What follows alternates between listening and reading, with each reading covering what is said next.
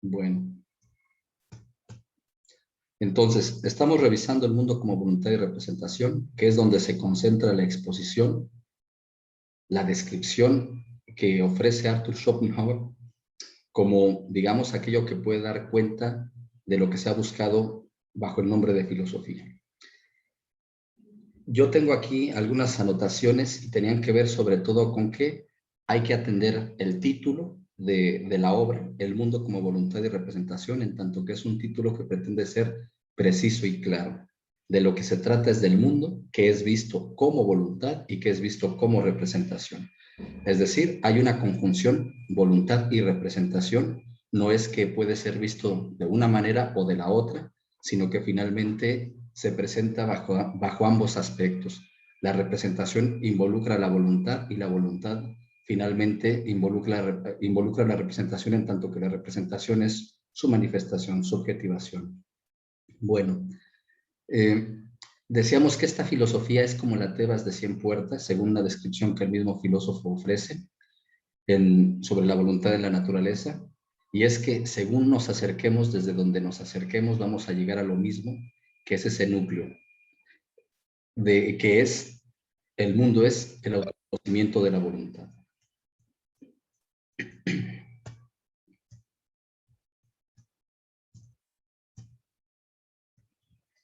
Bueno. Decíamos que la obra es una obra que tiene 3 ediciones y que también por eso es que se hacen presente 3 ánimos distintos del filósofo, por decirlo así, que aunque es una misma atención, se presentan, digamos, como 3 distintas, sí, en esa misma atención podemos distinguir 3 ánimos que podríamos decir que es el entusiasta de su juventud, el decepcionado de su madurez, el decepcionado, sí, en su madurez, aunque ya, digamos, de todos modos, con una especie de autosatisfacción por ver que finalmente se confirma lo que él ha apostado. La decepción es respecto a la recepción, no respecto a la obra llevada a cabo. Y por último, el ánimo sereno de la vejez. Las 3 manos o los 3 ánimos también están presentes a lo largo de la obra, porque finalmente la obra, pues sí, ve modificaciones, ampliaciones, como decirlo, complementaciones. Bueno, algo que también me parece importante que atendamos en el texto es el discurso en primera persona, el yo. Arthur Schopenhauer asume también como búsqueda, como su búsqueda, la búsqueda de la filosofía, el notice auton, el conócete a ti mismo. Y también con René Descartes, que René Descartes es un maestro en este tipo de ejercicio, no es el único que lleva a cabo un ejercicio en primera persona, pero en filosofía finalmente reconocemos el ejercicio con cierto, como ejemplar.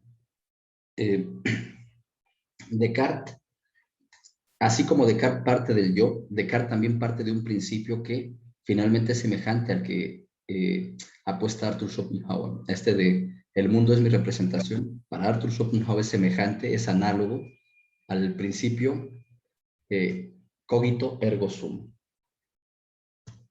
Sin embargo, él dice que hay una diferencia. La única diferencia que hay es la formulación. Es decir, en la formulación que hace René Descartes se pone el énfasis en el sujeto, mientras que en el modo en el que lo enuncia Arthur Schopenhauer se pone el énfasis en el objeto. En el caso de Descartes, como inmediatez del sujeto, en el caso de Arthur Schopenhauer, como inmediatez del objeto. Entonces, está presente también este discurso donde se está investigando a sí mismo, y precisamente es en esta investigación que se hace de sí mismo donde se va a alcanzar a encontrar pues esta oportunidad para abrir hacia lo significativo de aquello que simplemente se nos presenta bajo las formas de la cognoscibilidad. Hay que recordar que para Arthur Schopenhauer la exposición que nos ofrece sobre el mundo es una especie de macroantropología, es decir, es visto el hombre como con dimensiones que abarcan todo. Es decir, el hombre viene a ser la máxima de la objetivación superior de la naturaleza, una objetivación que por tanto Según él, subsume las tendencias. La voluntad se va a ver como tendencia y estas tendencias quedan subsumidas en la expresión de la idea del hombre. Por eso nos dice, él ve al mundo como un macrántropos en vez de ver al hombre como un microcosmos. Otra de las cosas que sobre todo me parece que son decisivas en este primer libro es la cuestión de la percepción. Es decir, que él no nos dice que lo que hay es una imagen, no nos dice que lo que hay es una cosa, sino que nos dice que lo que hay es una cosa que se presenta como imagen según para otra cosa. Es decir, no hay un sol, sino un ojo que ve un sol, no hay una mano, sino una tierra que ve, que toca una tierra. Perdón, una mano que toca una tierra. Entonces, el sentido, antes que materia, tenemos que entenderlo como percepción, como intuición. Y esto viene a ser la experiencia. La experiencia es la experiencia de la materia perceptible. La materia no puede estar al margen de la percepción. Bueno, hacia el final de la sesión pasada, alguien preguntó sobre la concatenación de los parágrafos.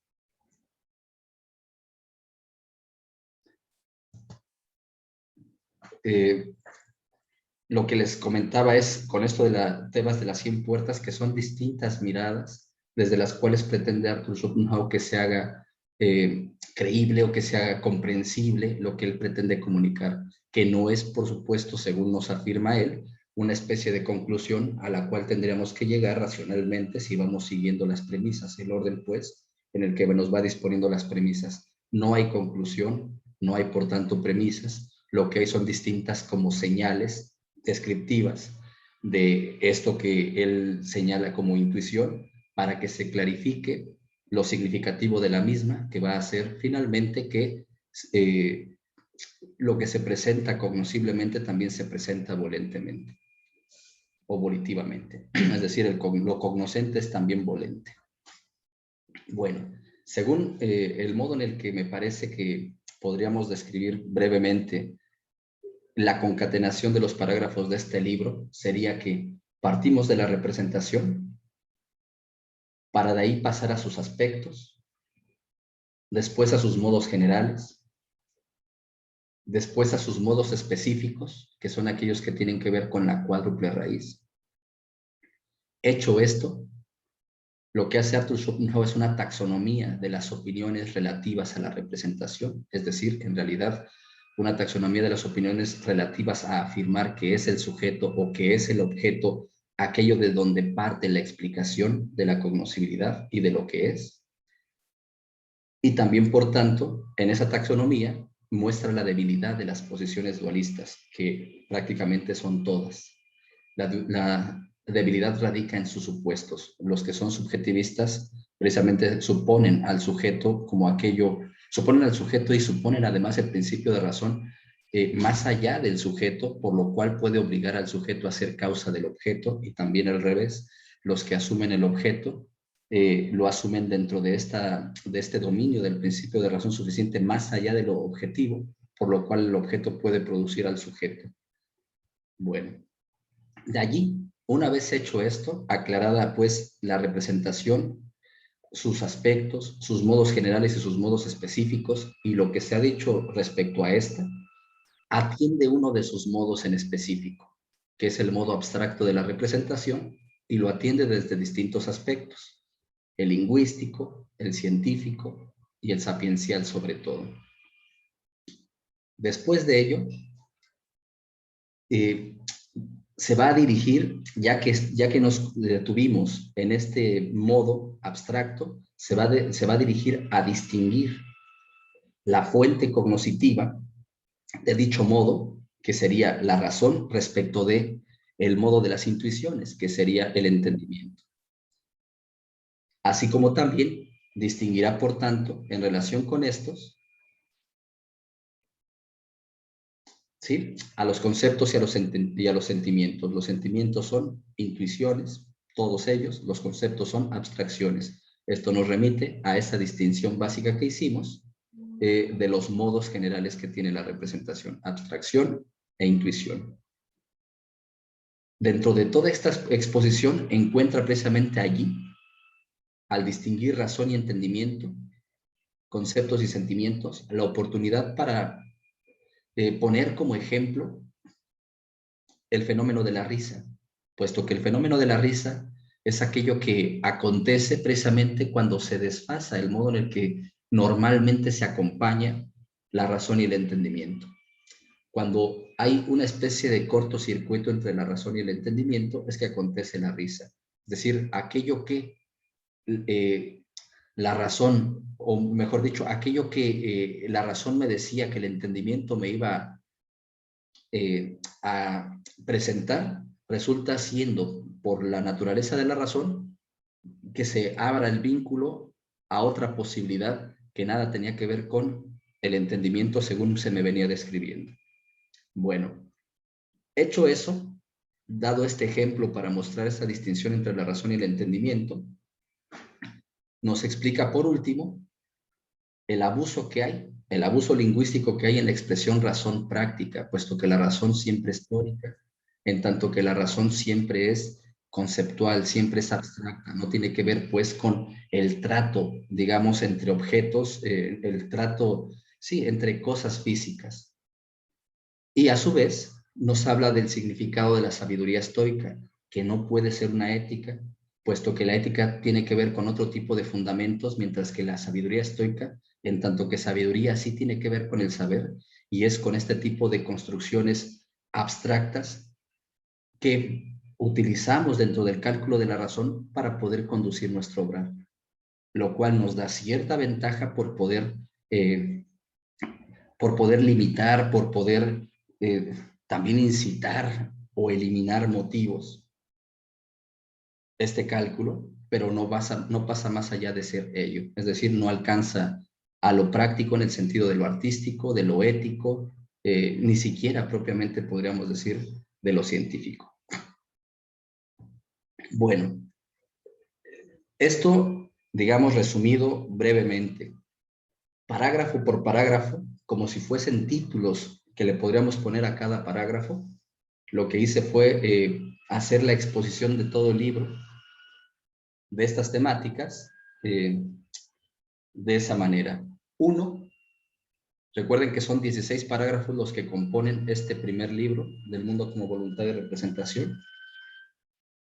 Y entonces comenzamos con el primer parágrafo atendiendo la teoría general de la representación, que muestra dos aspectos correlativos, el subjetivo, sujeto, y el objetivo, objeto, como aspectos de la representación.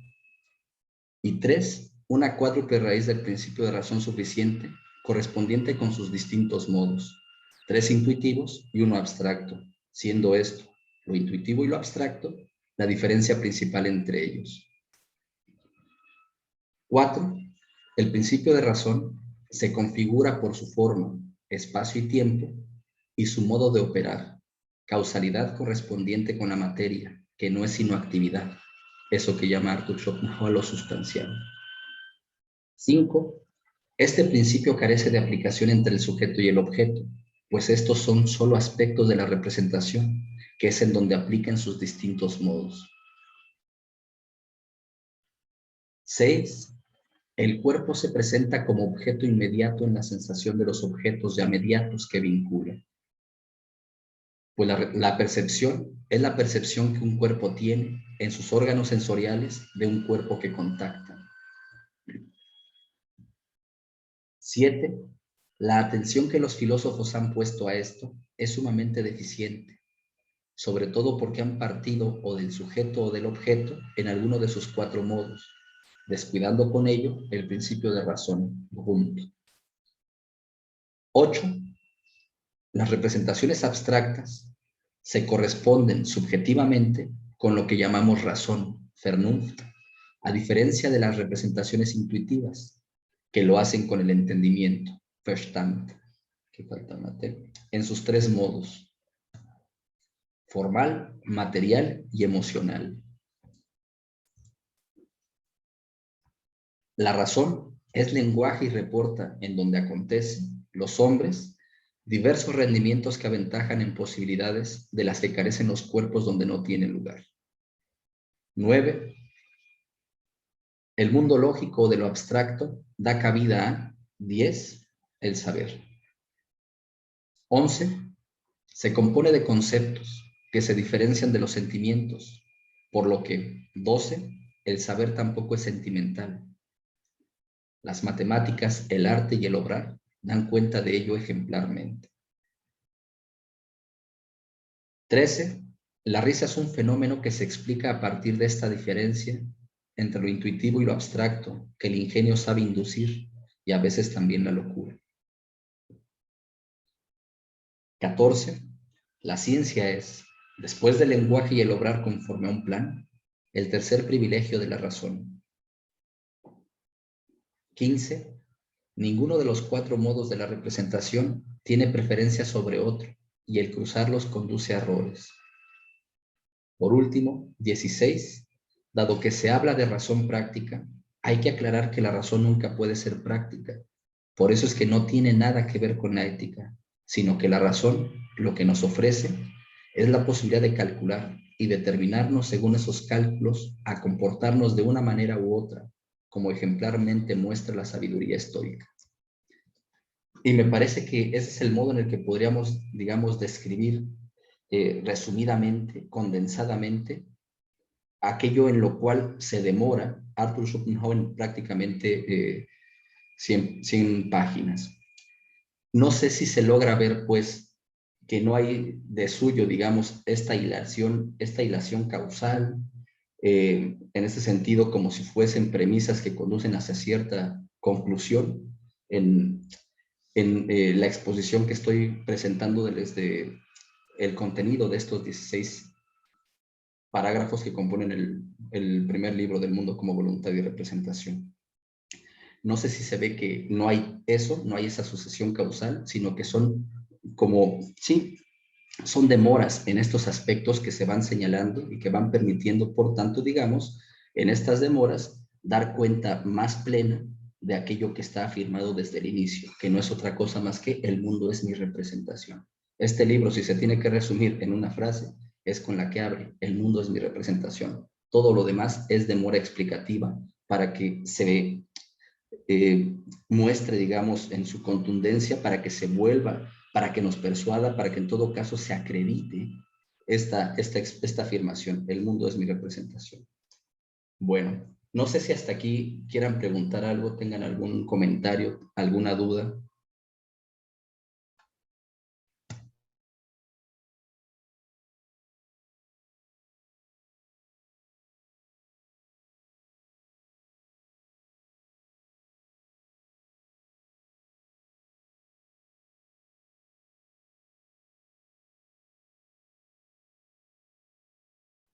Bueno, pues entonces podríamos pasar al siguiente libro, al libro segundo, el libro que está dedicado a la consideración, a la primera consideración al mundo visto como voluntad.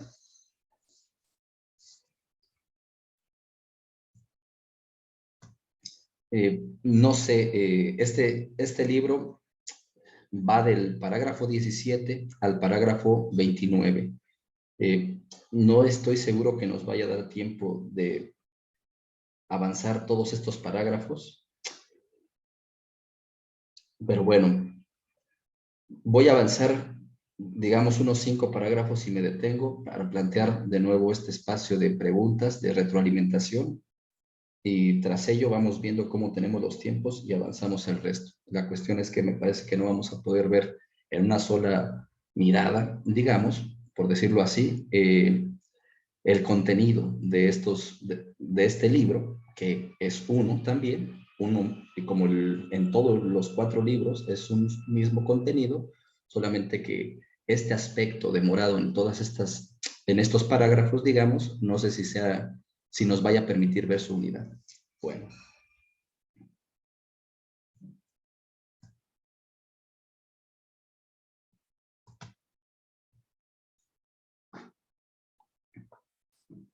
Libro segundo.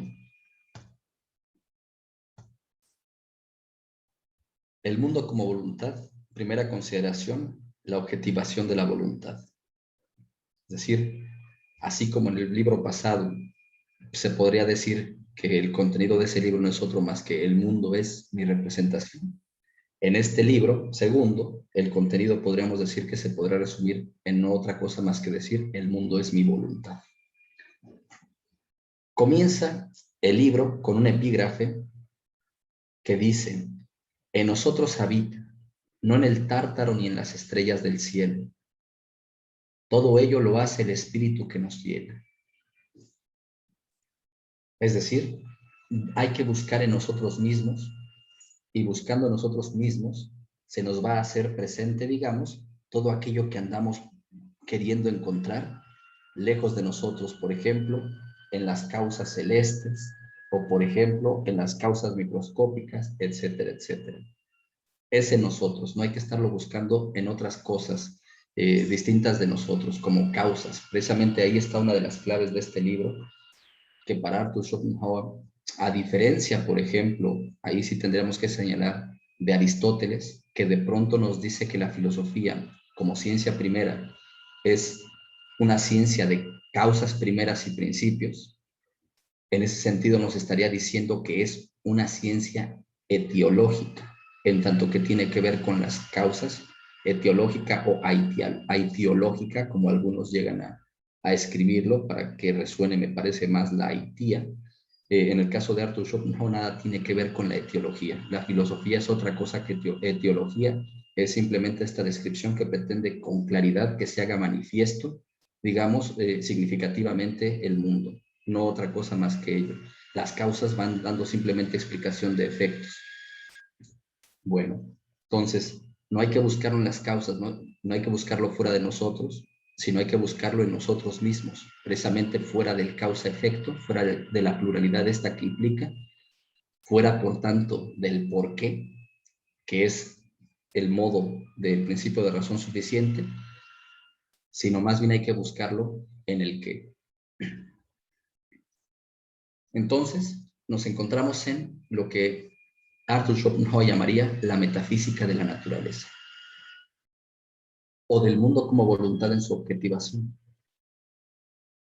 Este libro encierra el aspecto significativo de la manifestación fisiológica en la voluntad como clave de acceso a ello.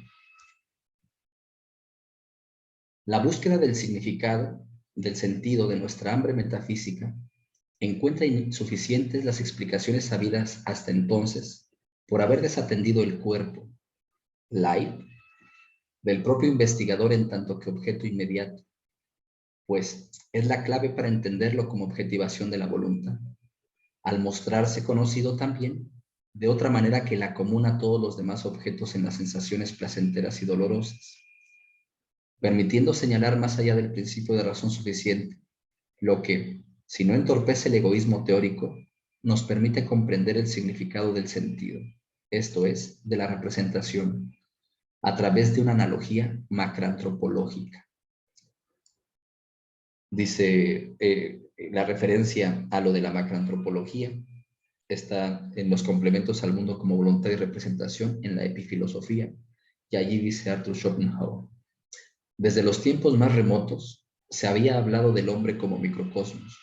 Yo he invertido la tesis y he acreditado al mundo como un macrohombre, toda vez que voluntad y representación agotan la esencia tanto del mundo como del hombre.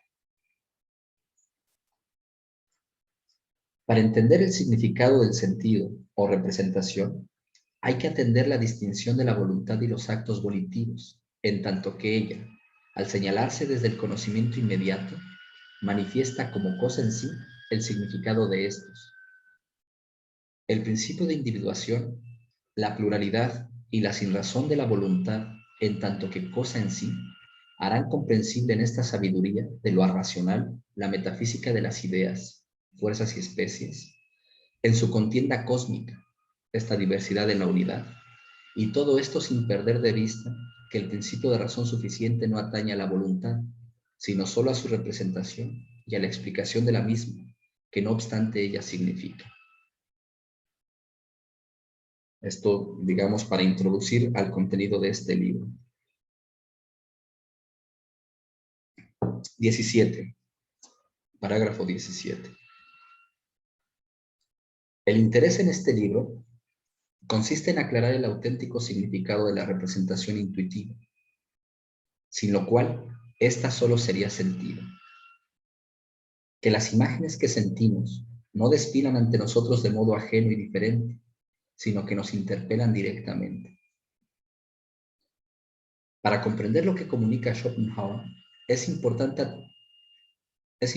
aprender a diferenciar la voluntad como cosa en sí de su adecuada objetivación, aprendiendo luego a diferenciar los distintos niveles en que dicha objetivación aparece del modo más nítido y consumado, esto es, las ideas mismas, de la mera manifestación de las ideas en las formas del principio de razón, donde tiene lugar el confuso modo de conocimiento de los individuos en la fragmentación de su ser, pues en él se busca comprender la unidad en la multiplicidad cambiante. Análogo a Aristóteles en el libro Epsilon de la metafísica, o a Descartes en el discurso del método, Schopenhauer da cuenta de la insuficiencia de las ciencias y saberes respecto a lo que pretende filosóficamente la metafísica, describir clara y precisamente el significado del sentido. En efecto, de acuerdo con Schopenhauer, las matemáticas son inadecuadas para hacerlo comprensible, pues solo pueden hablarnos de esa representación en tanto que colma el espacio y el tiempo, esto es, en tanto que son magnitudes, dándonos con precisión, frecuencia y tamaño, de modo relativo, a través de comparar una con otra, y nada más. De manera semejante ocurre con las ciencias naturales, pues sus morfologías y etiologías están supeditadas a la ley de causalidad y su correspondiente despliegue de incesantes pero pasajeros estados de la materia, por lo que no pueden decir nada del significado de todo ese sentido que no obstante atienden. Respecto a lo que dice la filosofía, basta ver que es un monstruo de muchas cabezas, cada una de las cuales habla un lenguaje diferente, pero dentro de las que, salvo los escépticos y los idealistas, los demás confluyen en lo sustantivo, al decir que un objeto subyace como fundamento a la representación y se diferencia especialmente de ella, pese a asemejársele, lo que se ha mostrado ya que es un malentendido, pues suponen separados el objeto y el sujeto, cuando ambos no son sino una y la misma cosa, la representación, de la que solo son aspectos nociológicos, esto es, son la forma más general de la representación, donde el principio de razón solo es la norma del enlace de unas con otras, pero no el de la serie completa, sea finita o infinita, con algo que ya no sería representación y no puede ser representable en absoluto. Para Schopenhauer, todo ello no consigue aclarar la esencia íntima de cada uno de tales fenómenos, que las ciencias de la naturaleza llaman insondables.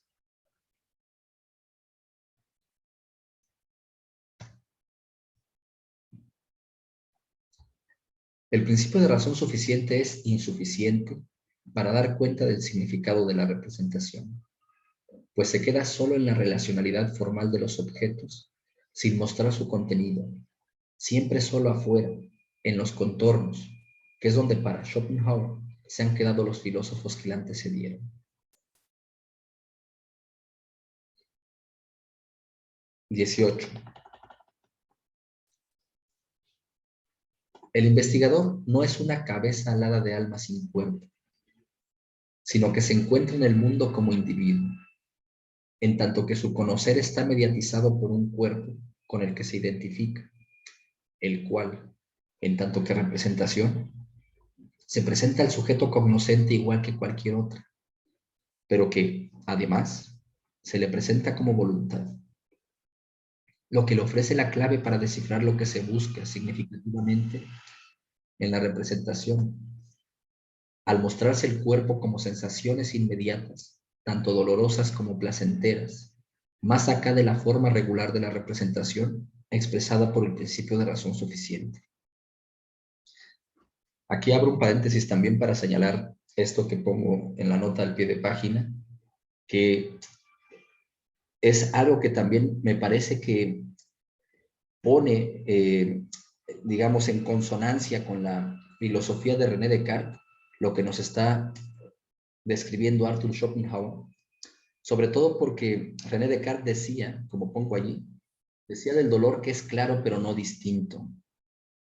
Recordemos que para René Descartes, finalmente, la verdad tiene que ser expresada clara y distintamente.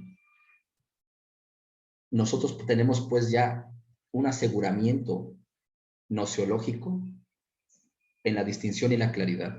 Sin embargo, cuando nos habla del dolor, por ejemplo, él dice que del dolor hay claridad, pero no hay distinción. No podemos distinguir el dolor, solo podemos con claridad señalarlo. Esto me parece que se presenta ya también, digamos, que es hacia lo que se dirige Arthur Schopenhauer. Lo que se distingue es aquello de lo que se ha ocupado René Descartes para hablar de esta verdad que nos asegura. La distinción es finalmente aquello que se distingue por el principio de razón suficiente. Es lo que permite, digamos, la distinción, el principio de razón suficiente. De hecho, la razón para René Descartes venía a ser, nos dice en el discurso del método, la razón es finalmente la facultad de distinguir y comparar, dice en el discurso del método. Entonces, de manera semejante, dado que no se puede distinguir el dolor, no es algo que tenga que ver con la razón, sino en todo caso tiene que ver con la luz sobrenatural, por decirlo así, tiene que ver con algo que rebasa la luz natural, que es finalmente también en Descartes la voluntad. Entonces, el dolor no se presenta con distinción, aunque sí con claridad. Me parece que no ahonda mucho más René Descartes en la investigación de esta claridad del dolor, a pesar de su falta de distinción, y creo que es en lo que se enfoca Arthur Schopenhauer para distinguir, para señalar, digamos, esta claridad que implica que esta sensación, lo volitivo, el sentir la voluntad en el cuerpo, por decirlo así, se muestra toto género de otra manera que el modo en el que se presenta representacionalmente el objeto. Bueno, continúo entonces. El acto volitivo y la acción corporal, dice Schopenhauer, no son dos estados diferentes conocidos objetivamente que enlacen el vínculo de la causalidad, ni se hallan en la relación de causa y efecto, sino que son una y la misma cosa, solo que dada de dos maneras completamente distintas, una de modo enteramente inmediato y otra en la intuición para el entendimiento. La acción del cuerpo no es sino el acto de la voluntad objetivada. Cada acto de voluntad es pues un acto del cuerpo. Desde el aspecto nociológico, el cuerpo es denominado objeto inmediato, pero desde este otro aspecto es llamado objetivación de la voluntad. Esto hay que tenerlo presente porque finalmente es eso mismo que atendimos en el libro primero, en el libro de la representación, que fue el cuerpo, que fue el cuerpo en el que empezamos también a hacer estas distinciones, por lo cual se nos presenta el objeto mediatizado, porque es el cuerpo inmediato, finalmente es el cuerpo de la percepción, donde se hace presente el objeto percibido, el objeto mediato. Aquello que, dice él, de lo que hicimos abstracción en aquel libro, dice él, es en lo que ahora nos estamos deteniendo.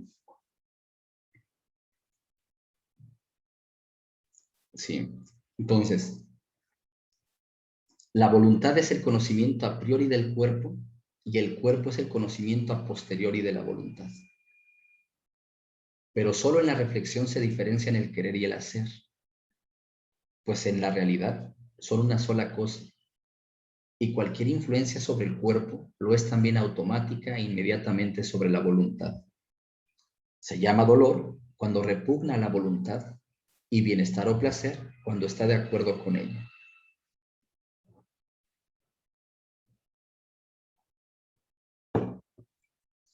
Las gradaciones de ambos son muy diferentes. Es inapropiado llamar representaciones al dolor y al placer, pues no son tales, sino que son afecciones inmediatas de la voluntad en su fenómeno, el cuerpo. El cuerpo es ya objeto mediato, como intuición en el entendimiento, y son pocas las impresiones que lo muestran como objeto inmediato en las afecciones de los sentidos objetivos. La débil excitación es adecuada a ellos, mientras que cualquier afectación más fuerte es ya dolorosa. El cuerpo, desde este aspecto, o es sensación dolorosa o sensación de bienestar. Así pues, aunque es inmediato el conocimiento que se tiene de la voluntad, no está disociado del cuerpo del cognoscente, pues no conoce la voluntad en su conjunto, sino solo en sus actos individuales, esto es, en el tiempo, que es la forma del fenómeno del cuerpo.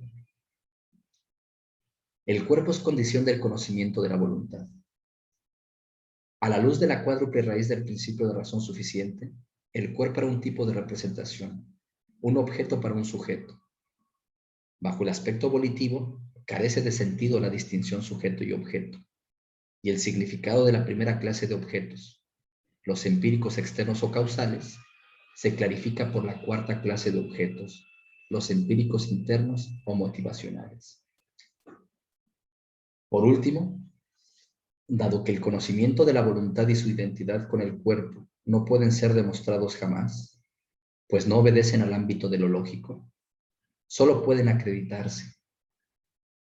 Ese conocimiento no puede ser llevado a cabo ni lógica, ni empírica, ni trascendental, ni metalógicamente, pues no es referencia de una representación a otra.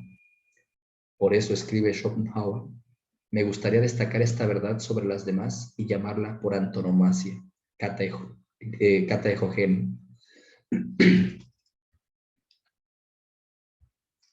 Bueno, ya, kataehogen philosophische Wahrheit.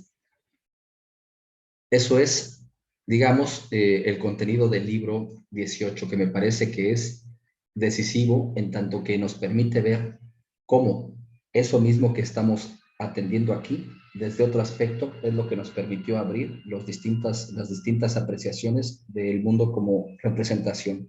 Ahora, en esto mismo, en ese cuerpo, vamos a ver las distintas apreciaciones, pero más bien como voluntad. Parágrafo 19.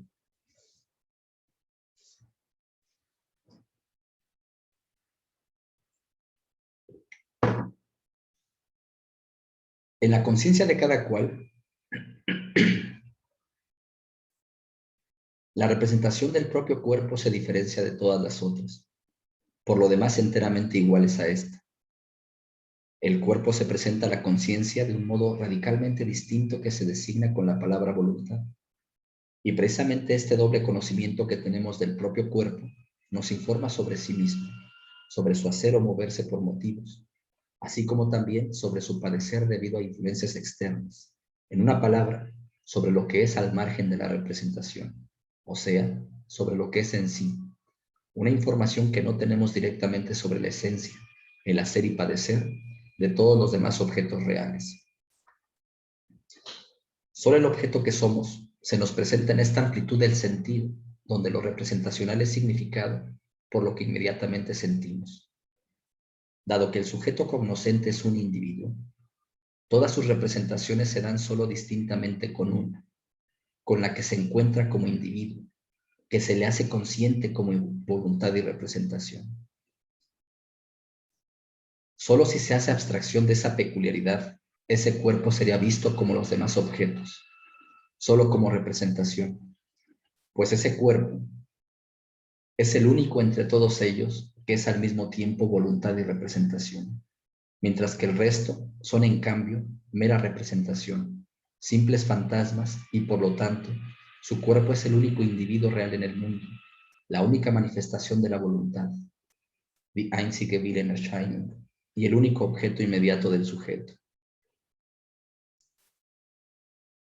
De aquí que el auténtico sentido de la pregunta sobre la realidad del mundo externo es si los objetos conocidos por el individuo solo como representaciones son, sin embargo, como su propio cuerpo, manifestaciones de una voluntad, pues negar esto es el parecer del egoísmo teórico, el cual nunca es rebatible mediante pruebas, si bien en la filosofía no ha sido utilizado formalmente sino como un sofisma escéptico, pues como convicción seria, únicamente puede hallarse en los manicomios, y por lo tanto, frente a ella, dice Schopenhauer, no se precisa tanto una prueba como un tratamiento.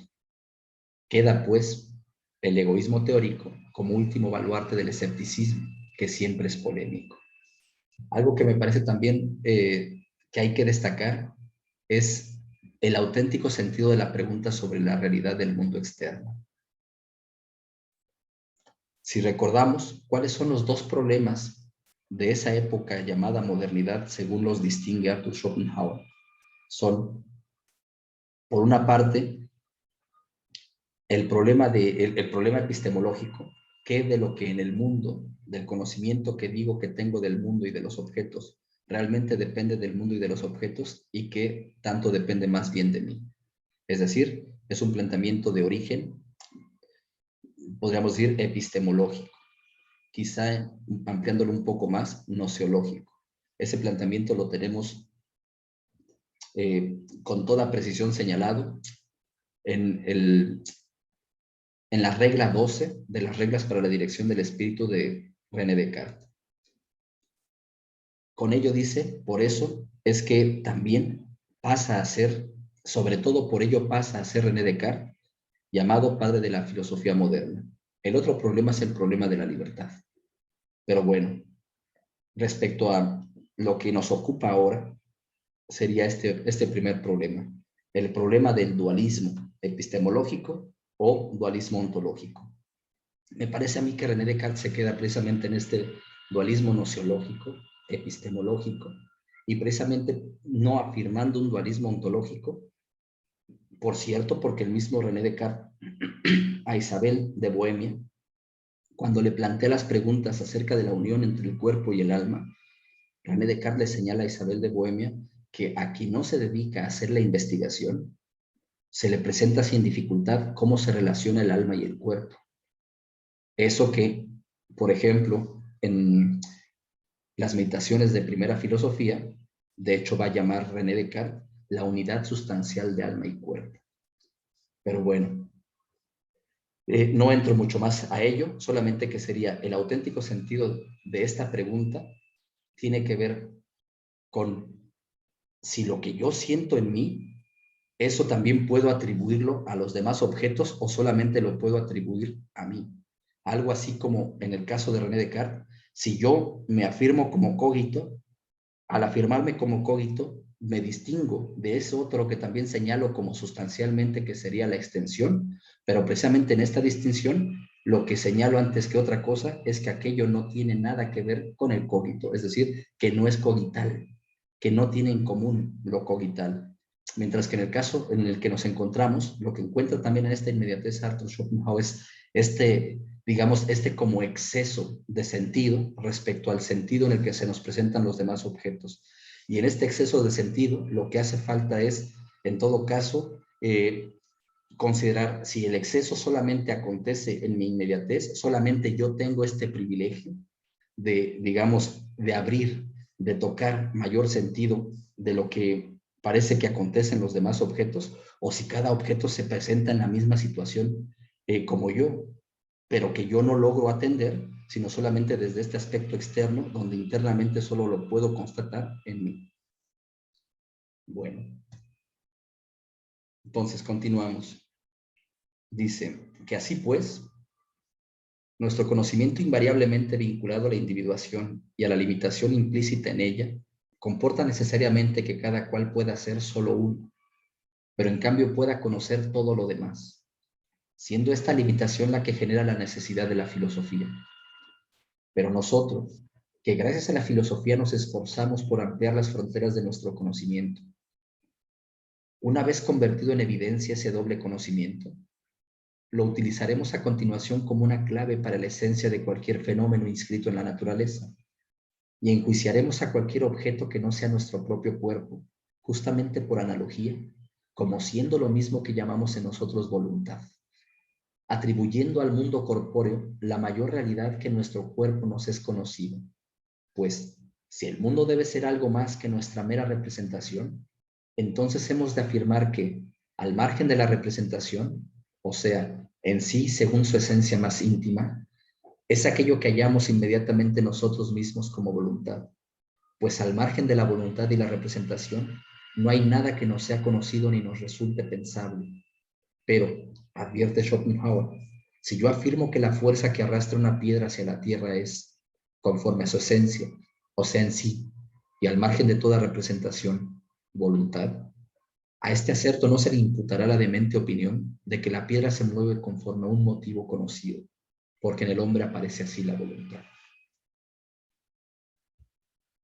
Bueno, aquí algo que también me parece que hay que destacar es la interpretación que se va a llevar a cabo. Una vez, pues, esta clave, este doble conocimiento que tenemos de nuestro propio cuerpo, una vez que lo hemos elevado a esta verdad por antonomasia, lo que vamos a hacer es la interpretación de los demás cuerpos, dice él, por analogía. Una interpretación analógica, o podríamos llamarlo, como ha popularizado Mauricio Duchot, una hermenéutica analógica. Bueno, no sé si hasta aquí quieran preguntar algo.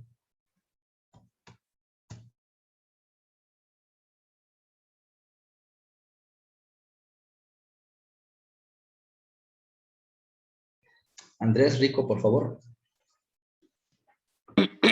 Hola, pues a mí me llamaba la atención cómo, pues, Schopenhauer intenta superar al escepticismo, ¿no? Y además como que intenta superar los problemas anteriores del materialismo, ¿no? Porque utilizando, ¿no? Estas herramientas, ¿no? Al momento de utilizar la misma voluntad como analogía para poder, pues fundamentar, ¿no? A los demás fenómenos de la naturaleza, pues, como él dice, sí le da realidad, ¿no? Realmente no es que, como él dice, no existe un egoísmo teórico, ¿no?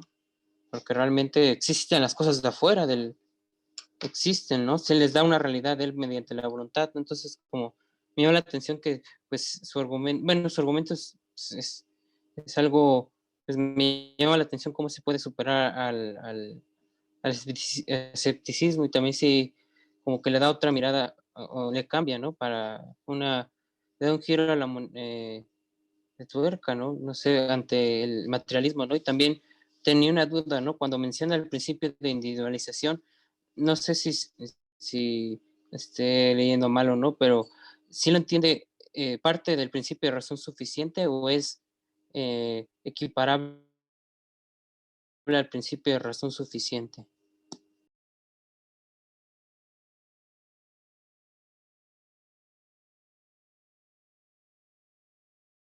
Muchas gracias, Andrés.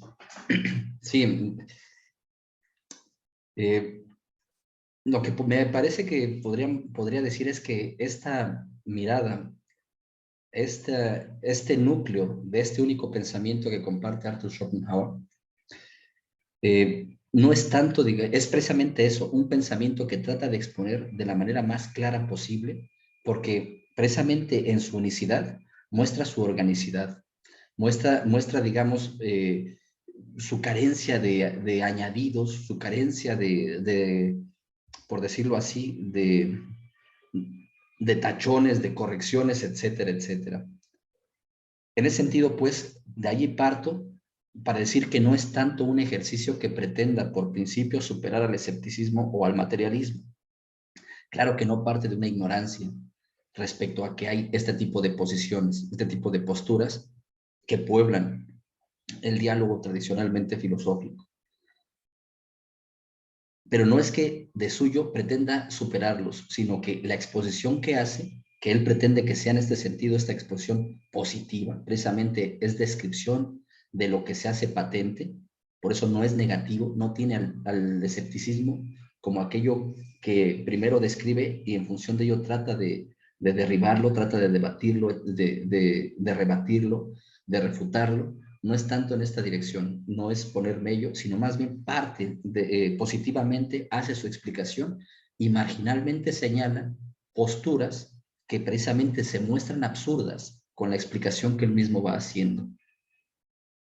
Es interesante porque si nos quedamos con algunos fragmentos de lo que hemos estado revisando y no atendemos el conjunto, podríamos llegar a pensar que Arthur Schopenhauer es un materialista, pero terminaría siendo un materialista que tiene que ser, digamos, es materialista en tanto que la sustancia.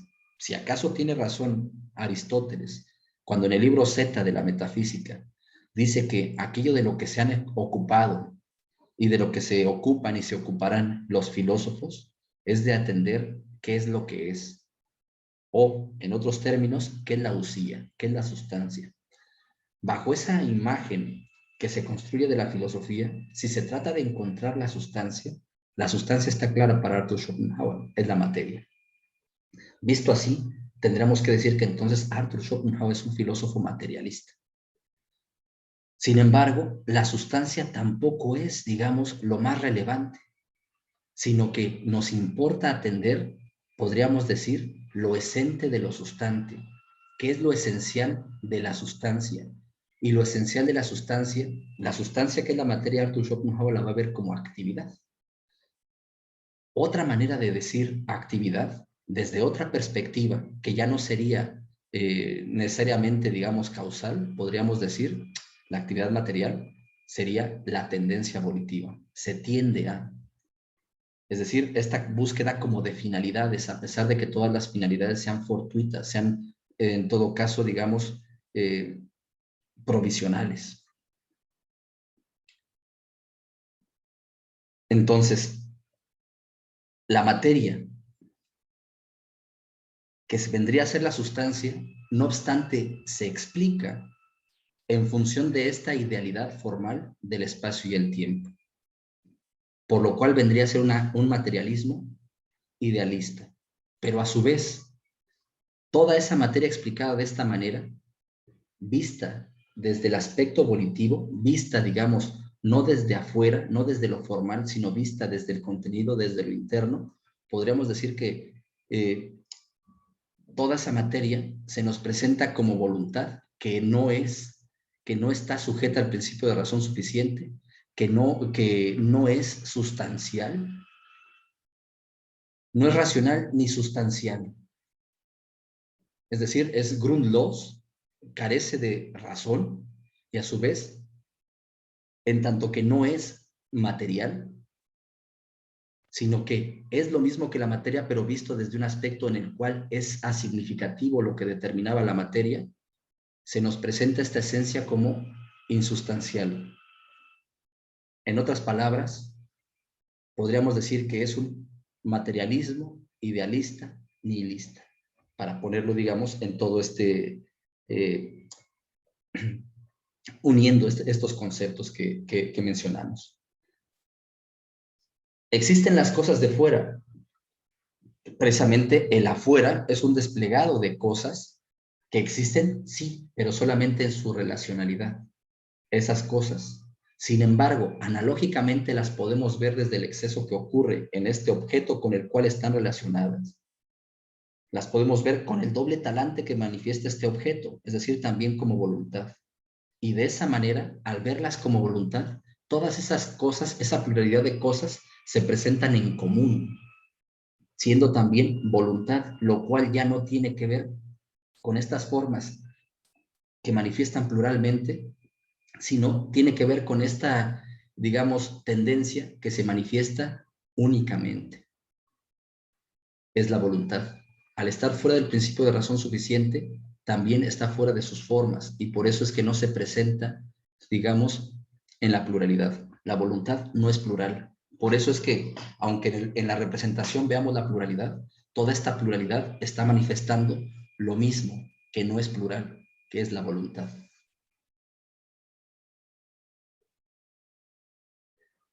Y la pregunta que finalmente hacías, Andrés, ¿el principio de individuación es equiparable con el principio de razón suficiente?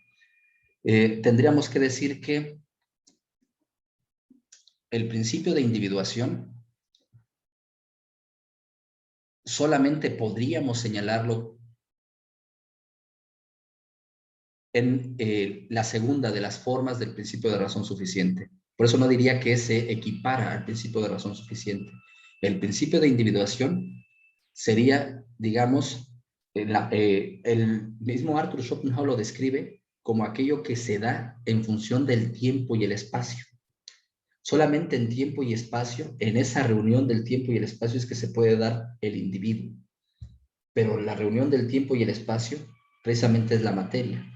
En ese sentido, es que la materia, en tanto que reunión del espacio y el tiempo, se nos presenta individuada.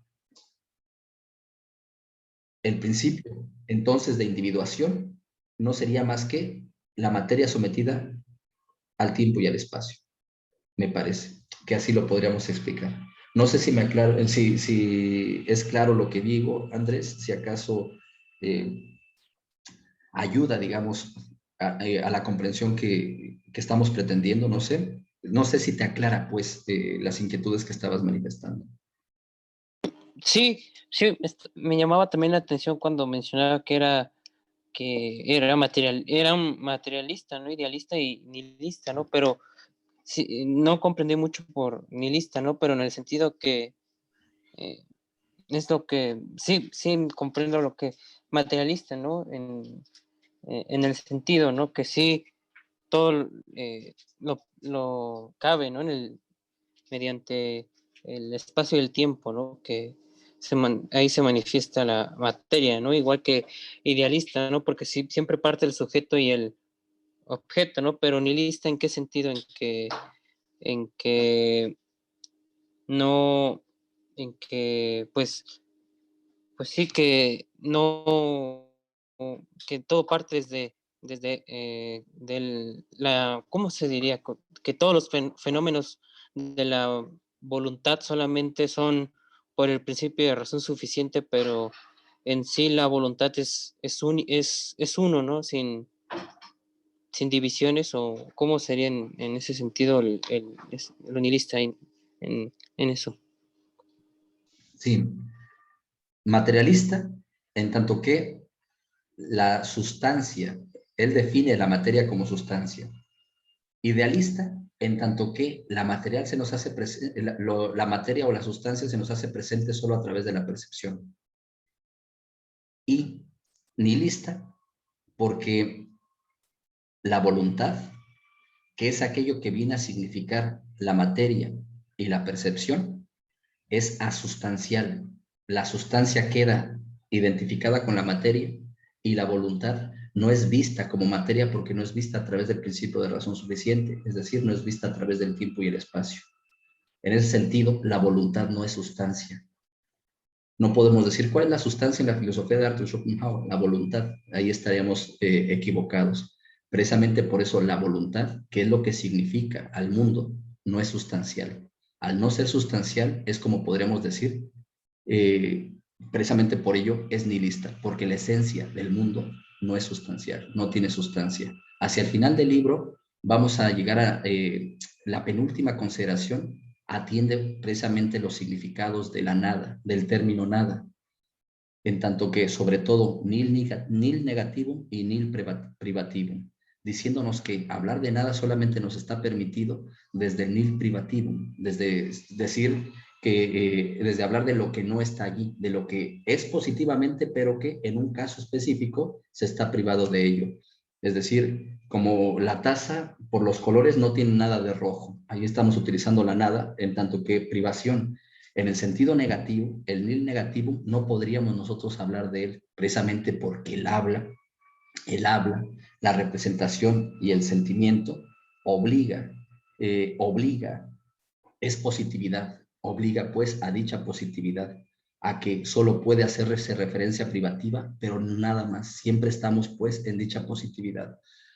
Sin embargo, podríamos pensarlo como si tuviésemos otra perspectiva, si pudiésemos ver de otra manera, como por ejemplo pasaría en el momento del ascetismo, en los momentos más elevados del ascetismo, pues podríamos verlo allí como si fuese una especie de nada, pero termina quedando, vuelvo a repetirlo, en la fantasía, en la imaginación, quedan como figuraciones hablar de nada.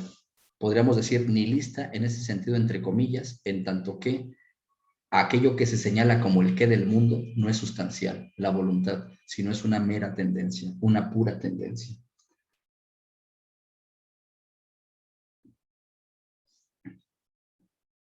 No sé, ¿sí, Andrés? Sí, ya me quedó claro. Sí. Bueno, en lo que me decía, ¿no? Del nihilismo negativo, estaba leyendo el texto de Gardiner, ¿no? El de Schopenhauer cuando menciona a Wittgenstein, ¿no? ¿Tendría cierta relación en ese sentido de que de lo primitivo de la nada? No sé, porque entonces en el sentido no se puede, de la nada no se puede decir nada, ¿no? Realmente no sé si tendría que ver algo, ¿no? Porque siempre como que lo relacionan, ¿no? Como que los, como son los comentadores, mayoría ingleses, o que siempre lo quieren relacionar con, pero también, ¿no? Wittgenstein creo que sí leyó a Schopenhauer, ¿no? Creo que sí lo llega a mencionar. Sí, sí lo menciona, sí lo leyó, y recordemos que todo este tiempo, incluso Hitler traía el mundo como voluntad y representación con él, no para decir que qué orgullo o qué referente para, eh, digamos, para la difusión de este pensamiento, pero incluso Hitler traía dicha obra, y él llega a decir, Hitler, que Arthur Schopenhauer es el filósofo, mientras que Nietzsche no es filósofo, es un poeta al cual sí recurre, pero como filósofo, él a quien recurre como tal es a Arthur Schopenhauer, nos dice. La segunda mitad del siglo XIX y el siglo XX, como intenté desde el inicio señalarles, pues está finalmente sumamente influenciada por el pensamiento de Arthur Schopenhauer, sobre todo me parece, por el cambio en la atención que se pone, que sobre todo se comienzan a resaltar los sentimientos, las emociones. Y así, de estar viendo la filosofía como empirista o como racionalista, pasa a empezarse a discutir como optimista en el siglo XVIII, y también en reacción a la misma como pesimista, y empiezan a generar distintos modos, una taxonomía de optimismos y una taxonomía de pesimismos. Y es en Arthur Schopenhauer donde encuentra, digamos, esta atención a los sentimientos, lo vemos en su radicalidad, dolor y placer, que nos permite hacer un replanteamiento fuera de ese tipo de prejuicios en los cuales se movía el diálogo filosófico, al hablar del empirismo, el subjetivismo, al hablar de cosmológicamente, teológicamente, se empieza a hablar más psicológicamente, y con Kant claramente antropológicamente. Con Kant sobre todo antropológicamente. Entonces, quizá vaya por allí, digamos, también un poco esto. Bueno, no sé si quedó algo en lo que estaba explicando, pero veo que también aquí hay otra pregunta. No sé, porque la pregunta que habías hecho era sobre Wittgenstein y decía, pues finalmente sí está influenciado él, como está influenciado Heidegger, como incluso Husserl está también influenciado, es decir, no es poco la forma, no es poco lo que significa Arthur Schopenhauer y el modo en el que lo expone. Es un filósofo que van a decir que escribe como francés, que va a estar abierto al mundo francés. Va a haber obras de franceses de los años 60, 70, que van a encontrar obras sobre Arthur Schopenhauer, por ejemplo de Ribot, que, que es la filosofía de Schopenhauer, la escuela pesimista, se llama esa obra, y va a encontrar en 20 años cerca de 13 ediciones. Y la psicología alemana, que tiene que ver también con toda esta apuesta, no se nos olvide que la cuarta clase de objetos son los objetos psicológicos, que son los que nos vienen a volver significativa, que nos vienen a aclarar el significado de la primera clase, que son los objetos causales. La psicología va a cobrar esta importancia. Brentano, la psicología desde el punto de vista empírico, como les menciono Ribot, esta obra sobre los psicólogos alemanes va a tener más de 20 ediciones en menos de 20 años. Es decir, respecto a la difusión que tuvo en vida de Arthur Schopenhauer su obra, es muy breve, pero eventualmente la literatura que se va a estar escribiendo alrededor de él no va a ser poca. Recordemos que se va a llegar a Freud también por esta vía psicológica, etcétera. A tal punto que el mismo Wittgenstein va a decir que el mundo del feliz no es el mismo que el mundo del triste. Es decir, la contundencia que tiene el sentimiento para el modo en el que se va a manifestar el mundo, es decir, para el modo en el que va a acontecer significativamente el mundo que se me manifiesta alrededor, que desde una perspectiva logicista, matematizante, solamente lo veríamos como formas, pero que más que otra cosa son formas que están penetradas por emociones. Va también un poco por ahí, me parece, la crítica de la fenomenología, que no es asumir un lenguaje, asumir ciertos presupuestos en función de los cuales se va explicando, sino los modos en los cuales ahora se va haciendo patente en cada caso, digamos, lo que acontece. Bueno.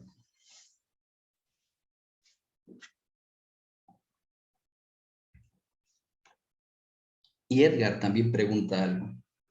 Dice, ¿piensa usted que el núcleo del pesimismo de Schopenhauer radica en que la razón está al margen de la fuerza de la voluntad? Es decir, una suerte de abandono existencial al devenir.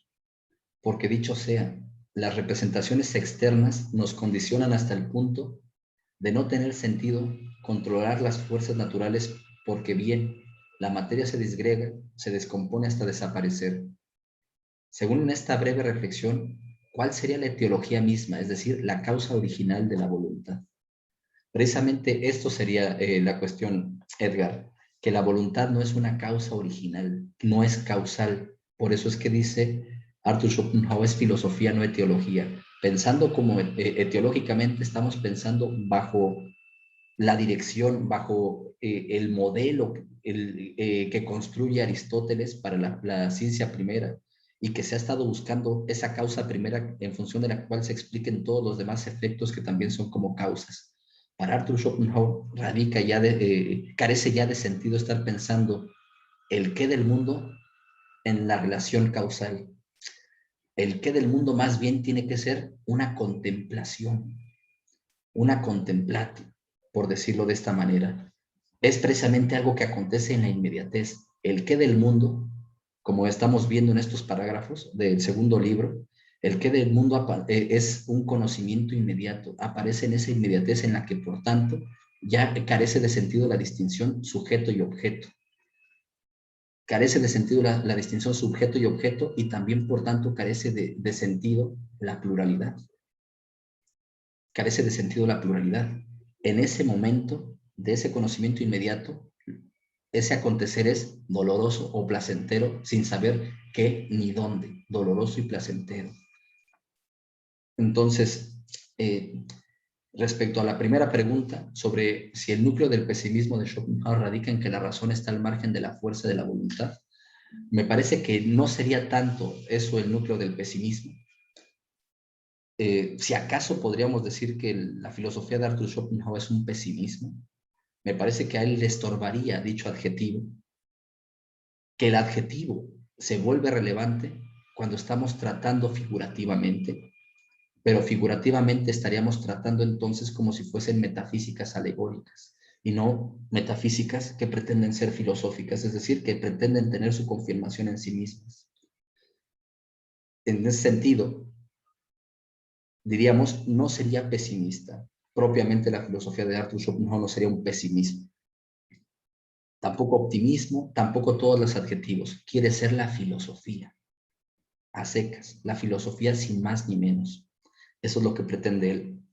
Ahora, ¿por qué no tendría nada que ver con aquellas apuestas que sí son señaladas como optimistas y en cambio se acerca más a lo que el mismo Arthur Schopenhauer señala como religiones pesimistas? Porque él sí emplea el término pesimismo para referirse a las religiones. Las religiones todas son metafísicas alegóricas. Como son alegóricas, son figurativas, es que se puede emplear este tipo de adjetivaciones sin mayor problema, porque a partir de esas adjetivaciones que también reciben significado. El budismo, a pesar de que como religión pesimista, con todas las comillas que podemos ponerle alrededor, como ya en alguna de las sesiones pasadas comentamos, el budismo se deja explicar, dice él, como corolarios de mi filosofía. Dice, Si todo ello sería explicado desde mi filosofía, sin embargo, si atendemos el budismo, esos textos allí no encuentran mi filosofía. Esa sería la gran diferencia. Allá, esas explicaciones alegóricas pueden servirnos como ejemplos, pueden servirnos, digamos, para complementar la explicación, la exposición de lo que no obstante tiene esta unidad, esta fuerza de esta unidad, que es este único pensamiento. Entonces, se relacionaría con aquella religión, encontraría ese vínculo con aquella, en tanto que dice Arthur Schopenhauer que si hay algo, el problema del pesimismo y el optimismo radica en el problema del dolor y el mal del mundo. El dolor y el mal del mundo. No se trata de, como algunos estaban pensando, de poner en la balanza si hay más males o hay más bienes, y en función de ello decir, bueno, hay un poquito más de bienes. Como hay un poco más de bienes, pues hay que afirmar que entonces es mejor el mundo. Es decir, tendríamos que decir que salió un poco mejor, tiene la mayoría más uno, más bien tiene el 50% más uno, tiene la mayoría, no es tan malo. En ese sentido podríamos decir que el bien es el que impera. Pero para Arthur Schopenhauer es claro esto. Si hay dolor en el mundo, basta el dolor, basta el más ínfimo dolor para señalar que el mundo se presenta bajo ese talante. Es decir, el dolor tiene lugar en el mundo, por lo cual es un mundo doloroso. No solamente es doloroso, sí, pero el dolor, digamos, por más alegría que se pueda señalar en el mundo, por más alegrías, por más que la sumen, dice él, todas ellas brotan como afán de encubrir lo originario que es sentir la tendencia, la carencia, la necesidad. Precisamente por ello, como el mundo se expresa como necesidad, es que se expresa como carencia.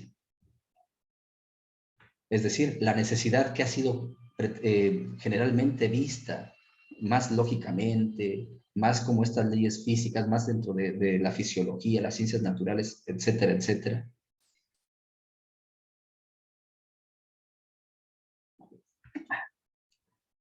Sí, bueno, me distraje, perdón. Entonces, sería esa la cuestión. Mientras que haya dolor en el mundo, en ese sentido, no se puede decir que este mundo sea un mundo óptimo. Y en función de ello, se asocia más con pensar el mundo bajo la clave del dolor. Eso es lo que le puede asociar con las filosofías pesimistas, para llamarle de alguna manera, si es que se puede hablar de filosofías pesimistas. Pero sí, las tendencias de pensamiento pesimistas, los pesimismos, las ideologías pesimistas, etcétera, etcétera. Sí, no sé si me explico, Edgar. Muy bien. Bueno, no sé si alguien más tiene alguna inquietud, alguna pregunta, algún comentario, alguna sugerencia, alguna crítica.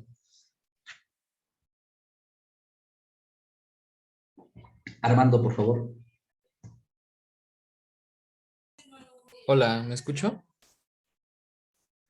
Sí, en este parágrafo que estamos revisando, que es el 19, viene a comentar ya casi al final, cuando empieza a ser, o sea, ya se supone que ya se ha mostrado que el cuerpo es un objeto único en el mundo, ¿no?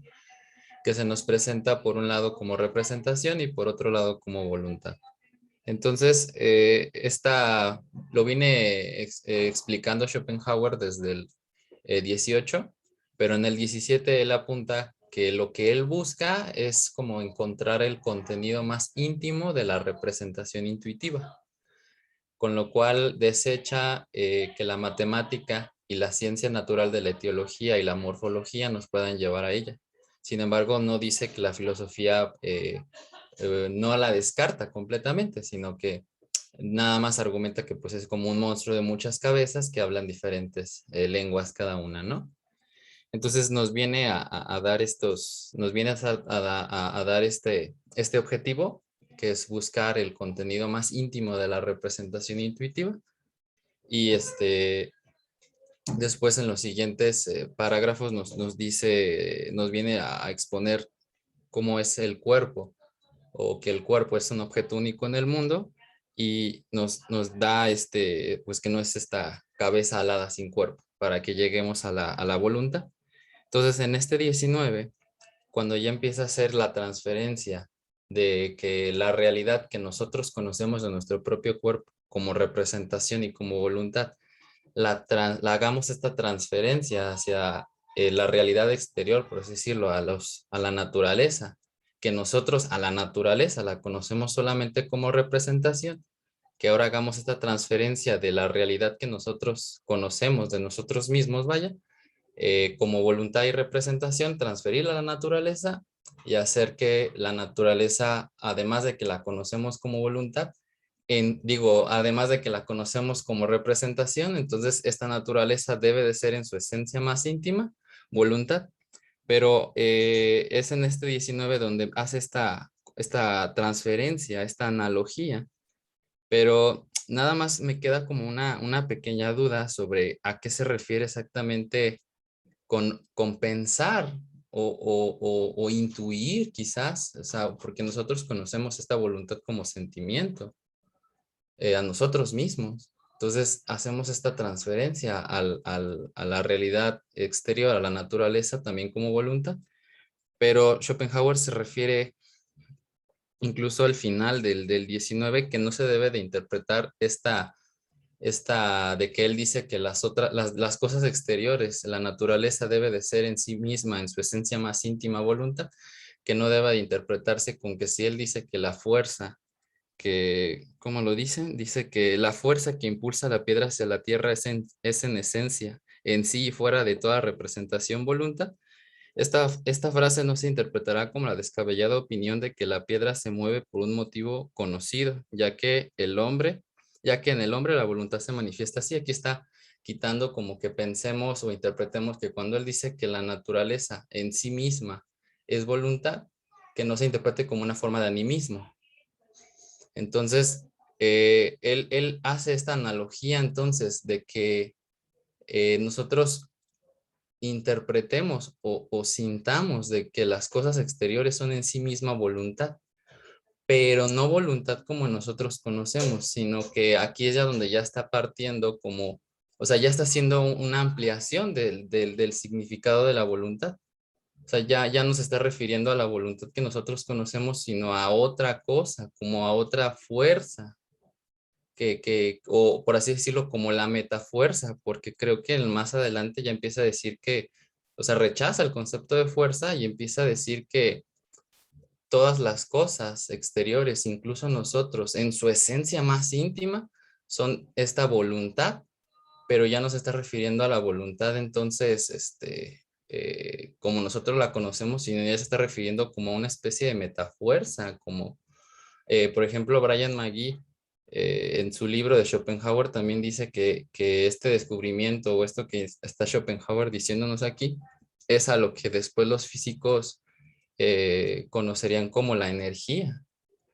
Entonces, sí va o sí está haciendo o, esto de que interpretemos las cosas exteriores en sí misma como voluntad, pero de verdad es donde ya está haciendo esta ampliación, ¿no? O sea, ese es como que lo que no me queda muy claro, porque siento que es un poco confusa cómo se usa más adelante o incluso creo que en el siguiente parágrafo ya la palabra voluntad, porque ya creo que empieza a ser la ampliación, pero entonces sí lo estoy comprendiendo adecuadamente o es que ya ando perdido.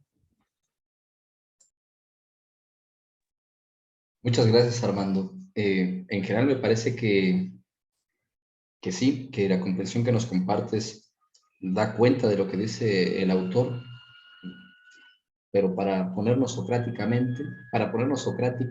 tendríamos que decir que habría algunos detalles por los cuales, que si los revisamos, quizá podrían incluso hasta invertir el modo en el que lo estabas pensando, sobre todo en el sentido de ampliación, de esta ampliación de la voluntad.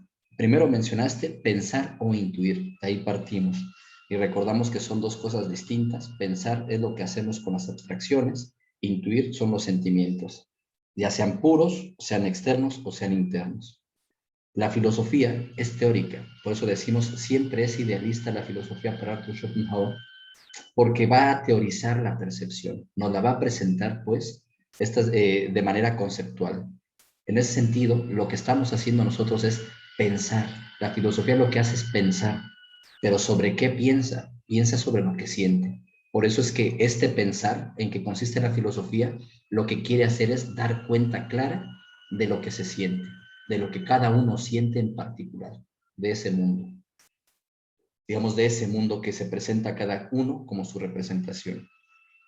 Luego, por eso es que esto va a ser un juego de partir del sentir al pensar. Vamos a pensarlo según lo sentimos en nosotros. Esta analogía, por eso va esta hermenéutica analógica, decíamos, en tanto que hermenéutica tendríamos que decir que sería en nosotros asunto del pensar. Es pensar nuestra intuición. Las cosas exteriores en su esencia más íntima son también voluntad. Dice Arthur Schopenhauer, las cosas exteriores. No se nos olvide que esas cosas exteriores no son cosas exteriores, sino solamente en la representación. No desde la mirada de la voluntad. Si atendemos desde la voluntad, desde la clave de la voluntad, no hay toda esa representacionalidad, toda esa relacionalidad, toda esa pluralidad. Desde la pura voluntad, la inmediatez que ésta manifiesta, lo único que hay es dolor y placer. A ello es a lo que hay que dirigirnos, a ese núcleo, para que no le empecemos a dar figuras a la voluntad relacionada con otras cosas, con otras ideas, podríamos decirlo en este sentido.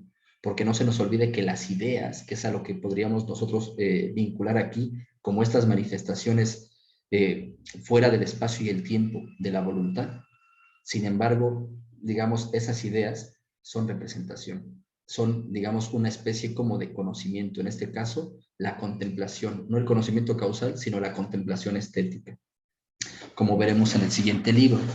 Entonces, todo lo que en mi representación me presenta como un mundo plural y diverso, todo ello, desde la clave de este doble conocimiento en el que se presenta mi cuerpo, que por una parte lo veo como representación y entonces en esta relacionalidad con los demás cuerpos, y por otra parte se me presenta simplemente como sensaciones dolorosas o placenteras, o sensaciones de dolor o sensaciones de placer, es que no podemos decir que sea plural la voluntad. La voluntad está al margen de dicho principio. Cuando decimos que no hay que interpretar a la piedra como efectivamente estaría en lo correcto Spinoza cuando menciona que si la voluntad pudiese pensar, se pensaría como impulsada por, o más bien que va volando por su propio gusto, por ejemplo. Si ella pudiese pensar, se pensaría. Si pudiese pensar, en todo caso, estaría facultada de la razón, pero no está facultada de la razón. Ahora, otra cosa que hay que atender es que estamos partiendo del macrántropos, como lo estábamos diciendo, estamos partiendo del hombre, que es el lugar del que podemos partir finalmente porque somos el hombre, digamos, y el hombre que investiga qué significa este mundo que se le presenta, donde él se presenta como hombre y el mundo como una diversidad de objetos. Partimos del hombre, sin embargo, el hombre se nos presenta como objeto, digamos, como se nos presenta como una representación que permite desde ella dar cuenta de una pluralidad de representaciones. Esto que va a llamar Arthur Schopenhauer, el hombre es la objetivación superior de la voluntad. El que sea la objetivación superior no significa que sea mejor que las demás, no es superior en un sentido moral, superior en tanto que subsume a las demás. En ese sentido, no hay ninguna representación que pueda dar cuenta de todos los fenómenos del mundo, como, digamos, podemos dar cuenta de ellos en ese fenómeno que es el hombre. Precisamente porque en el hombre podemos señalar, si queremos, lo inorgánico y estudiar en este cuerpo que es el hombre, lo inorgánico. Es decir, simplemente atender el peso, simplemente atender, digamos, consistencias, simplemente todas estas cuestiones en las cuales la gravedad, bueno, esto está con el peso, la impenetrabilidad, etcétera, etcétera. Todo eso lo podemos nosotros ver en el cuerpo, procesos de cristalización. No se nos olvide, como diría Miguel de Unamuno, que los huesos nacen de la piel. ¿Cómo es que acontecen, digamos, esa solidificación que vemos en los huesos? Podemos también pensarlo como los procesos de cristalización. Podemos ver también estos flujos, digamos, sanguíneos. Los flujos sanguíneos nos pueden dar cuenta también de la fluidez. En la sangre podemos estudiar la fluidez, que es el fenómeno de los líquidos, o mejor dicho, qué es el significado de los líquidos. Podemos estudiar esa fluidez. Podemos también en nosotros estudiar, digamos, el comportamiento bajo estímulos en lo vegetativo, podríamos decir, del cuerpo humano. Y a su vez podemos dar cuenta de los distintos sentidos, como podemos darnos cuenta en distintos animales, en algunos menos, en algunos, aunque en algunos podamos señalarlos como más agudos, por ejemplo, la vista en el águila, etcétera, etcétera.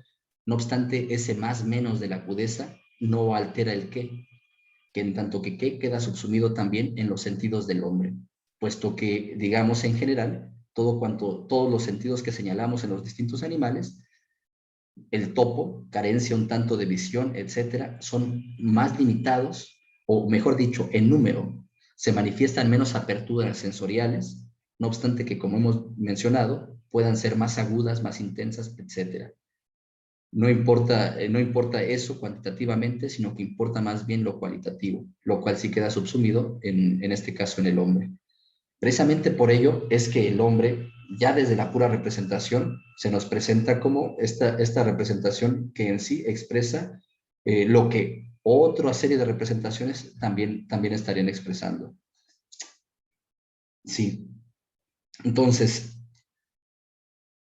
decías tú lo del animismo, que había que cuidarnos con calificar esto de un animismo, y me parece que no del todo, que sí podríamos decir que es una especie de animismo. La única diferencia es que no podríamos señalarle que cada cosa tiene un alma, sino en el fondo es un animismo porque es una sola cosa lo que anima en todo. Es un alma del mundo, un poco más como por ejemplo en algunas versiones del budismo se piensa, un alma, solo un alma que expresa todo el samsara, un alma del mundo. Es lo común, esa alma del mundo que en el modo en el que se presenta, se presenta el afán individualizado como mi cuerpo, tiene características que ya en la representación que podemos distinguir de otras representaciones o de otros modos en los que se presenta dicho afán. Entonces, son voluntad, seguimos en lo que exponías, no como la conocemos en nosotros mismos, sino que hace una ampliación de la voluntad. Yo creo que más bien lo que hace es una concentración en la voluntad para decirnos que la voluntad no es otra cosa más que, digamos, placer, dolor, visto así en el hombre, que en otras cosas podríamos señalar, pero ¿cómo vamos a señalar? Es decir, es esta tendencia a disgregar, utilizamos los términos de Aristóteles, generación. Las tendencias en las cuales me generan son placenteras, mientras que aquellas en las cuales la tendencia es corruptora se vuelve dolorosa.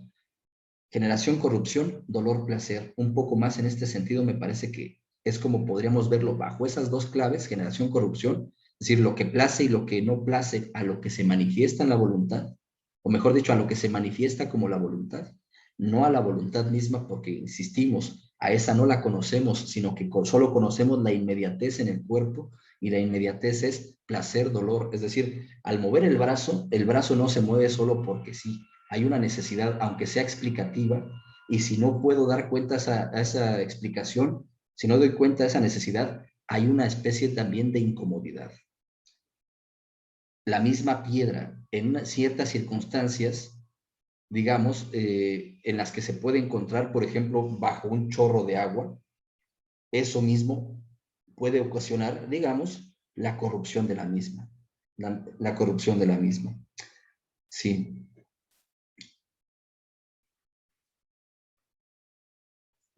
Entonces, respecto a eso de la ampliación de la voluntad, no creería que es una ampliación de la voluntad, solamente es un paseo por la diversidad de la representación bajo la clave encontrada en nosotros: placer, dolor, corrupción, generación, o como lo va a decir con Kant mirando la materia, atracción, repulsión.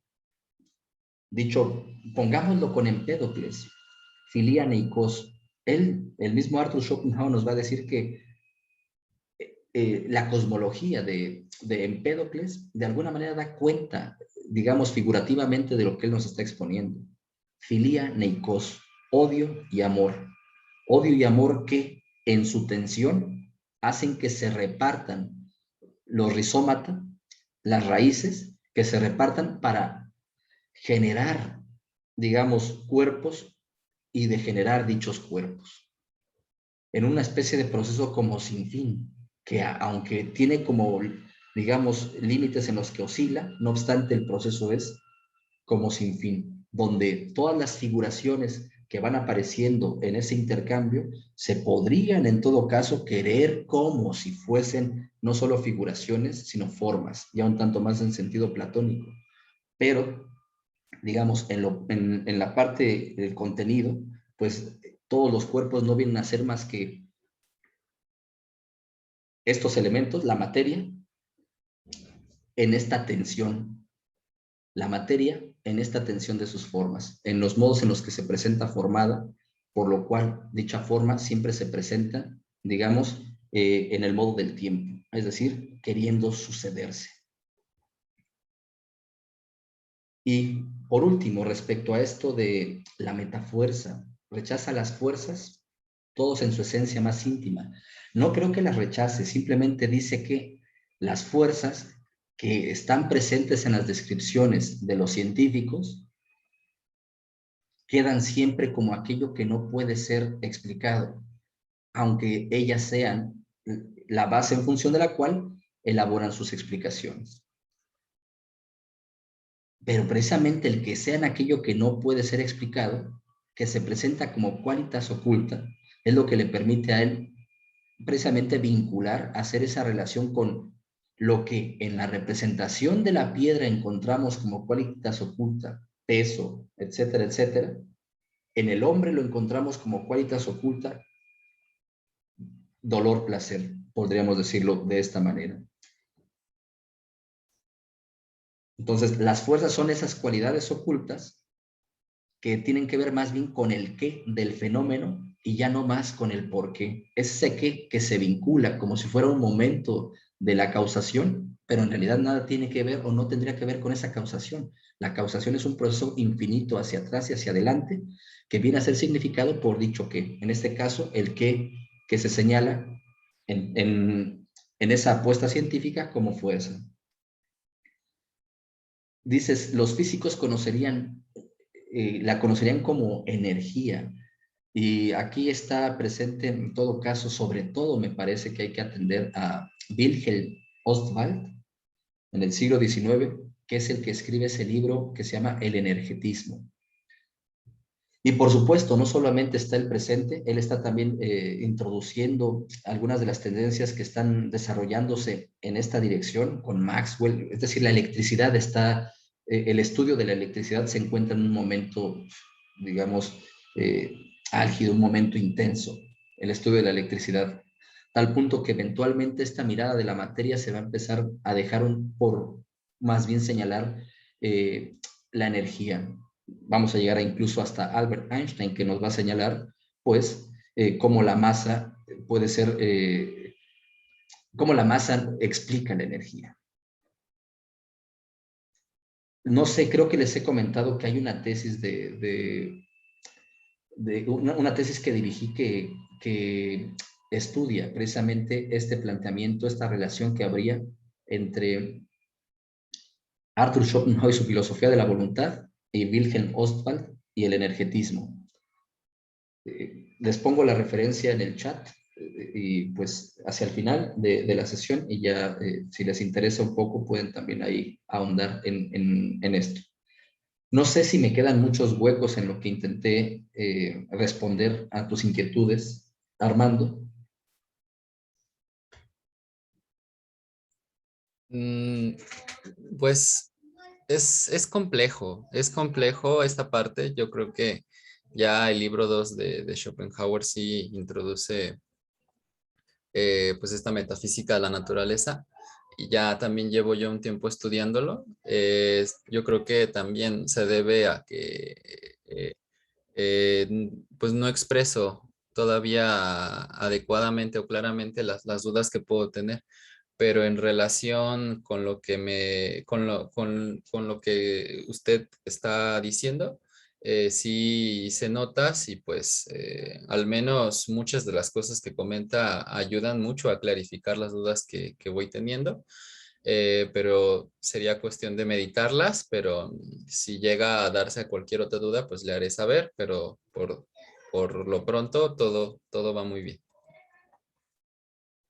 Muchas gracias, Armando. Sí, ya espero que esta parte de la hermenéutica analógica, solo para verla que no es una especie de imaginación ampliada de una figuración, digamos, como multiplicada de la voluntad, sino simplemente la hermenéutica analógica se aclare en estos parágrafos que siguen, incluso hasta llegar, digamos, a ese como corazón, que más que señalarse en el dolor y el placer, se señalaría en la lucha cósmica, en la lucha cósmica como precisamente esta atracción-repulsión, esta tensión en tanto lo que conviene y lo que más bien, por el contrario, corrompe.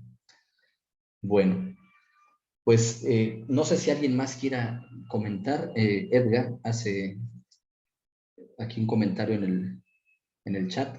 Siguiendo la conversación, la filosofía de Schopenhauer está fuertemente influenciada por los principios de la teosofía de Blavatsky.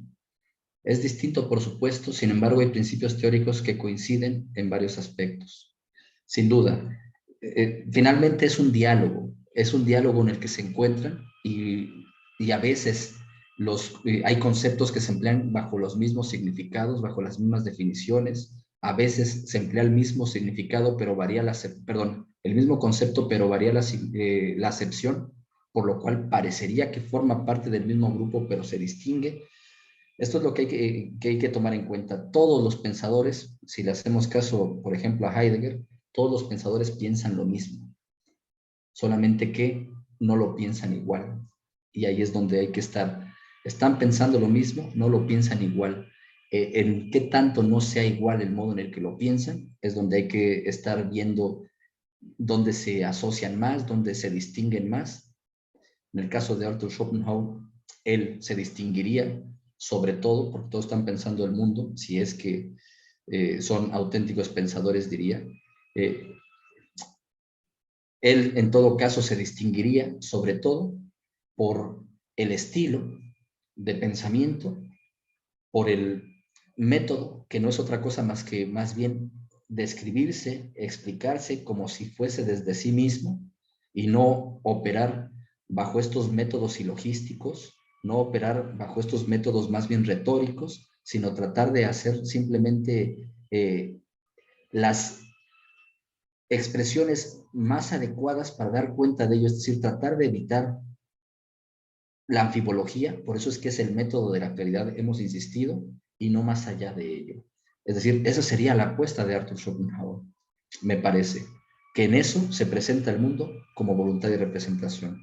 Una apuesta que no es ontoteológica, una apuesta precisamente en donde en todo caso podríamos decir que lo que vemos es que ya no se parte de la voluntad de Dios, sino en todo caso se parte de pensar la voluntad sin Dios. Eso podría ser, digamos, una gran diferencia a lo sumo, lo cual también permite que al pensarla sin Dios ya no se vea la voluntad sometida en esas formas teológicas a la divinidad, en las formas racionalistas, antropológicas, al sujeto racional. Bueno,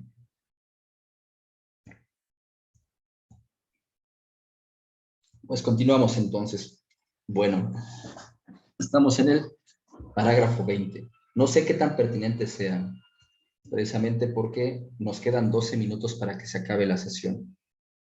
Y creo que a lo sumo me daría tiempo de leer, más bien a lo más me daría tiempo de darle lectura a esta exposición que traigo, pero no sé si podamos discutirla. Mejor la dejamos para la próxima sesión. Afortunadamente, digamos, no hemos avanzado mucho más para no quedarnos truncados. Vamos comenzando, vamos arrancando en esta consideración, en este modo en el cual pretendemos acercarnos a lo significativo del sentido, de la representación. Vamos arrancando como comentamos y espero entonces que la próxima sesión podamos dar esta visión completa. Arthur Schopenhauer, hay que mencionarlo, me parece también así, es un visionario. Para él el filósofo es un visionario. Visionario en tanto que es, o mejor dicho, no un visionario, me estoy equivocando. El término visionario nos conduce incluso a esa tradición de la crítica de Kant, los sueños de un visionario, donde critica a Manuel Swedenborg, precisamente porque más bien son discursos como alucinados. No es un visionario, un vidente, eso es lo que quería decir. Arthur Schopenhauer digamos, se presenta más bien como un vidente, es decir, como alguien que puede ver no solamente lo que le determina el presente, sino como el filósofo pretende ver más allá del tiempo. En ese sentido, mirando la eternidad, podríamos decirlo. En ese sentido se presenta como un vidente, viendo más allá del tiempo, porque precisamente lo que está más allá del tiempo en esta mirada es la voluntad. La voluntad que, por tanto, ya no se nos presenta como temporal, sino se nos presenta como la eternidad. Y precisamente en esta eternidad es donde ya nos podemos dar también cuenta de algunas claves de por qué no podemos pensar en ella progresión, proceso, no podemos pensar en ella ni siquiera se vuelve, incluso carece de sentido la distinción dentro de la eternidad. La distinción de partes es solamente figurativa, es simplemente superficial, no es inherente, no tiene que ver con su contenido.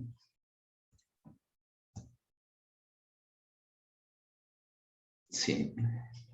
Sí, Andrés, tú pones ahí un visionario como Swedenborg. Precisamente por eso decía, quitámoslo de un visionario, es más bien un vidente. No es un visionario. Un visionario es aquel que dice ver lo que los demás no ven y que lo ve precisamente porque tiene una capacidad distinta, una capacidad para hacer representaciones de otro tipo, representaciones que son distintas de estas otras representaciones que hace la gente normalmente. Eso no es lo que está diciendo Arthur Schopenhauer, no es que tenga una capacidad distinta, sino que está viendo en las representaciones que tenemos normalmente, está viendo aquello que no determina a las representaciones normales, tiempo y espacio. Está viendo, digamos, aquello en lo que se soporta el tiempo y el espacio. En este sentido, esa eternidad que le expresa. Esa eternidad que expresa el tiempo y el espacio como precisamente como tendencia o en su visibilidad materia. Bueno, pues si no quieren hacer alguna otra pregunta, algún otro comentario, mejor yo ya dejaría la sesión hasta aquí.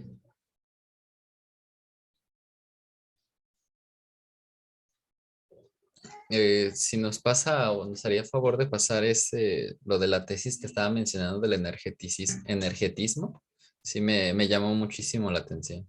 De acuerdo, voy por ello.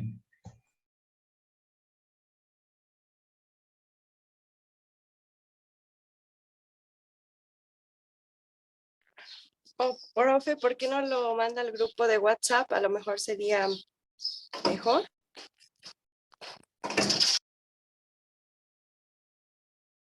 Sí, tienes razón, Raquel. Armando, tú también estás en el grupo de WhatsApp, finalmente.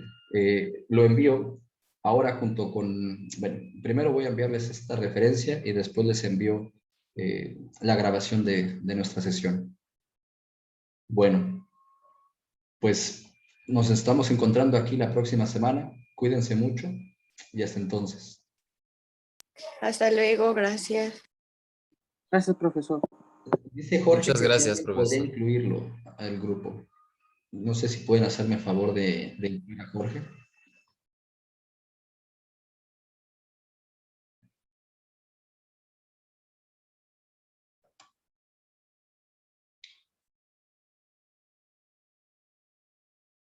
Jorge, si me das tu número, te envío el link para que te unas en el grupo.